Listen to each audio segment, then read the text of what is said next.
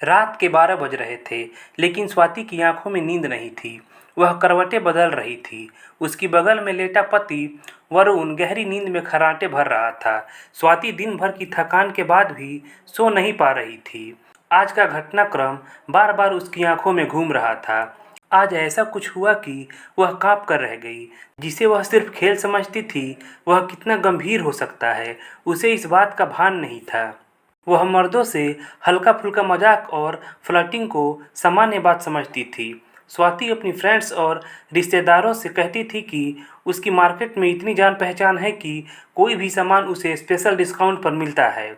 Swati phone पर अपने मायके में भाभी से कहती कि आज मैंने वेस्टर्न ड्रेस खरीदी, इतनी बढ़िया और अच्छे डिज़ाइन में, बहुत सस्ती मिल गई।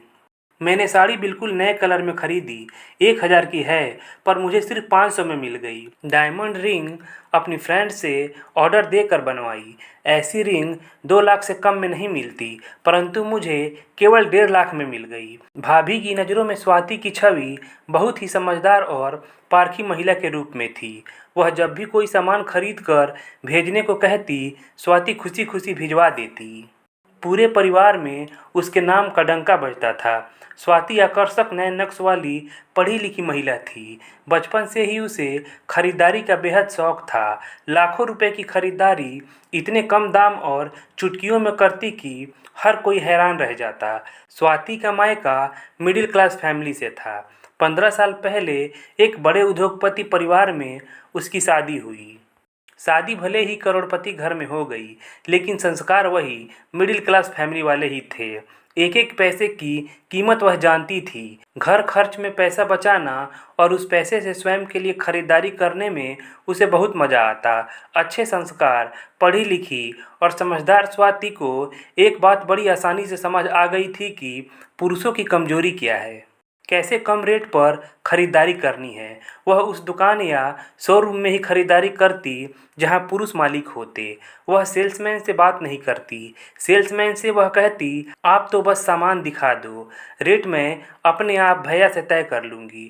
और जब हिसाब किताब की बारी आती तो वह सेठ की आंखों में आंखें डालकर कहती, भैया सही रेट बताओ, आज की नहीं 10 सालों से आपकी शॉप पर आ रही हूँ। भाभी आपको रेट गलत नहीं लगेगा, क्यों चिंता करती हैं? सेठ कहता, नहीं इस बार ज़्यादा लगा रहे हो, मुझे तो स्पेशल डिस्काउंट मिलता है आपकी शॉप पर। कहते हुए स्वाति काउंटर पर खड़े सेठ के हाथों को बातों बातों में स्पर्श करती या फिर कहती, भैया आप तो मेरे देवर की तरह हो, देवर भाभी के बीच रुपए पैसे मत लाओ ना। अक्सर दुकानदार स्वाति की मीठी मीठी बातों में आकर उसे 10-20% तक स्पेशल डिस्काउंट दे देते थे। एक ज्वेलर से तो स्वाति ने जीजा साली का रिश्ता बना लिया था। ज्वेलरी आमतौर पर औरतों की कमजोरी होती है। स्वाति की भी कमजोरी थी। वह अक्सर इस ज्वेलर के यहाँ पहुँच जाती। क्या क्या नई डिजाइनें आई हैं देखने जाती तो कुछ न कुछ पसंद आ ही जाता। तब जीजा साली के बीच हंसी मजाक शुरू हो जाता। स्वाति कहती, साली आधी घरवाली होती है जीजा जी, इतने ही दूंगी। ज्वेलर स्वाति का स्पर्श सुख पाकर निहाल हो जाता। उसके मन में स्पर्श को आगे बढ़ाने की प्लानिंग चलती रहती, पर स्वाति थी कि सामान खरीदा और उड़न छू। उस दिन भतीजी की शादी के लिए सामान व ज्वेलरी खरीदने स्वाति ज्वेलर के यहाँ पहुँच गई। उसे भाभी ने बताया था कि क्या क्या खरीदना है। स्वाति ने घर से निकलने से पहले ही ज्वेलर को फ़ोन किया, भतीजी की शादी के लिए ज्वेलरी खरीदने आ रही हूँ, आप अच्छी अच्छी डिज़ाइनों का चयन करा कर रखना, मेरे पास ज़्यादा टाइम नहीं होगा, आप आइए तो सही साली साहिबा, आपके लिए सब हाजिर है। ज्वेलर ने कहा, जीजा जी कुछ और डिज़ाइनें दिखाओ, ये तो मैंने पिछली बार देखी थी। स्वाति ने ज्वेलर की आंखों में झांकते हुए कहा। स्वाति को ज्वेलर की आंखों में शरारत नजर आ रही थी। वह बार बार सहज होने की कोशिश कर रहा था। अपनी आदत के मुताबिक स्वाति ने बातों बातों में ज्वेलर के हाथों पर इधर उधर स्पर्श किया। उसका यह स्पर्श ज्वेलर को बेचैन कर रहा था। उसने भी स्वाति की हरकतें देख हौसला दिखाना शुरू कर दिया। वह भी बातों बातों में स्वाति के हाथों पर स्पर्श करने लगा।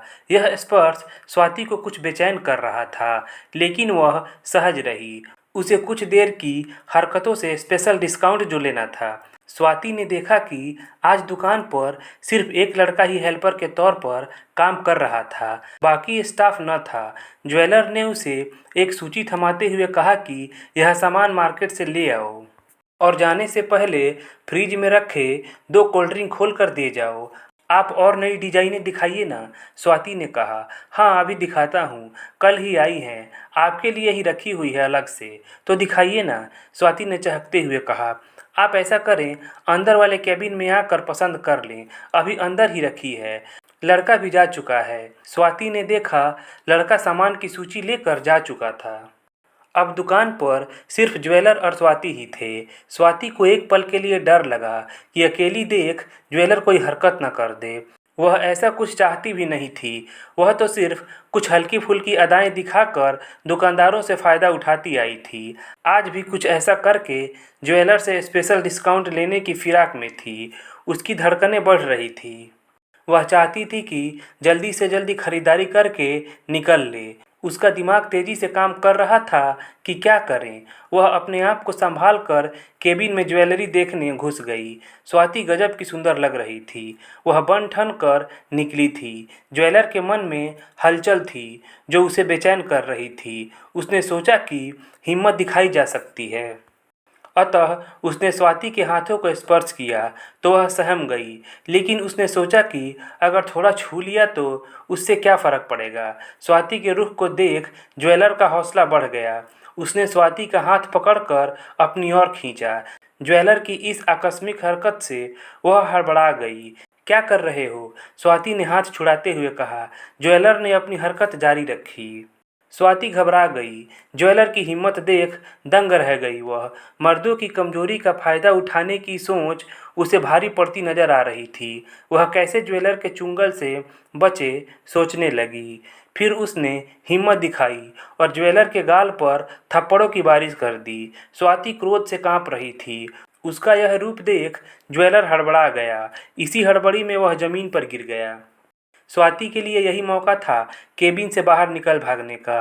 अतः वह फुर्ती दिखाते हुए तुरंत केबिन से बाहर निकल अपनी कार में जा बैठी। फिर तुरंत कार स्टार्ट कर वहां से चल दी। उसके अंदर तूफान चल रहा था। उसे आत्मग्लानि हो रही थी। लंबे समय से स्वाति जिसे खेल समझती आ रही थी, वह कितना गंभीर हो सकता है, उसने यह कभी सोचा भी नहीं था।